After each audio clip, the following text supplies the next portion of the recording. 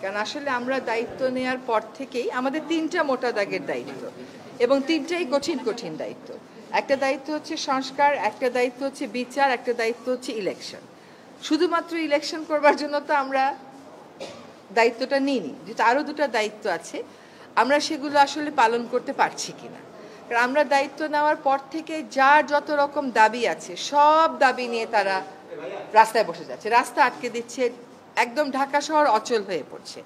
সেই অচল অবস্থা নিরসনে আমরা কিছু করতে পারছি কিনা।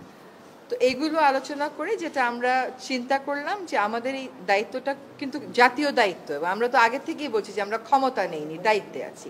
এই দায়িত্বটা পালন করা তখনই আমাদের পক্ষে সম্ভব হবে যখন আমরা সকলের সহযোগিতা পাবো।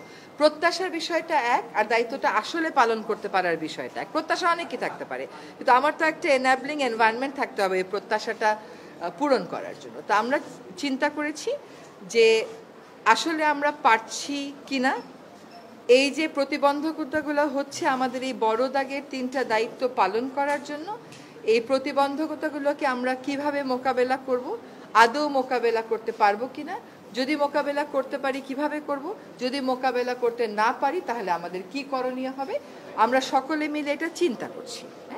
আর প্রধান উপদেষ্টা যদি কোনো সিদ্ধান্ত নেন কোনো ব্যাপারে, আমি প্রথম থেকেই বলে এসেছি যে উনি একটা সময় দিয়েছেন, ডিসেম্বর থেকে জুনের মধ্যে নির্বাচন হবে, তার একদিনও এদিক সেদিক হওয়ার কোনো সুযোগ আমাদের পক্ষ থেকে নেই।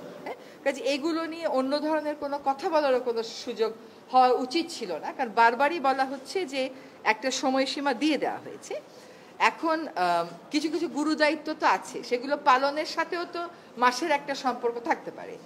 তো উনার যদি কোনো কিছু বলার থাকে, আমি নির্বাচনের প্রশ্নেও বলেছি, দায়িত্ব পালনের প্রশ্নেও বলেছি, ওটা আপনারা ওনার থেকেই শুনবেন।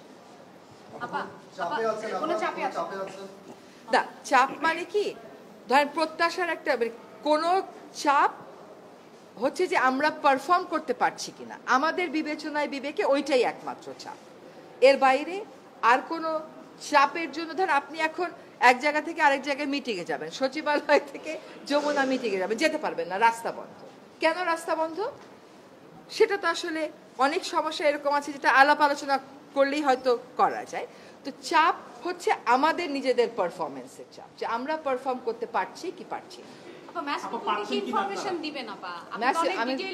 ম্যাস পিপলকে একই ইনফরমেশন, যে আমরা যদি আমাদের দায়িত্ব পালন করতে পারি তাহলে আমাদের দায়িত্বে থাকাটা প্রাসঙ্গিক। যদি দায়িত্ব পালন করতে না পারি, আমাদের যার যার নিজস্ব অনেক কাজ আছে, তাহলে দায়িত্ব পালন করাটা আর প্রাসঙ্গিক থাকলো কিনা।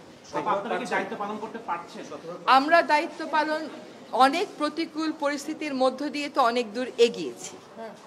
আমরা রিফর্ম কমিশনগুলো তাদের রিপোর্ট দিয়েছে, সেই রিপোর্টের উপরে রাজনৈতিক ঐক্য গড়ার প্রক্রিয়াটা শুরু হয়েছে, সকল রাজনৈতিক দল সেখানে পার্টিসিপেট করছে। এটা কি পারা না? এটা তো পারা।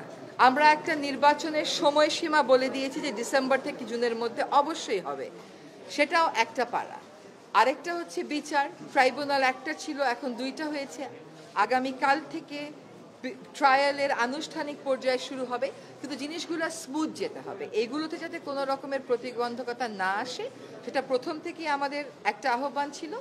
এখন এই কাজগুলো আমরা সঠিক প্রক্রিয়াতে শেষ করতে চাই সকলের সহযোগিতায়।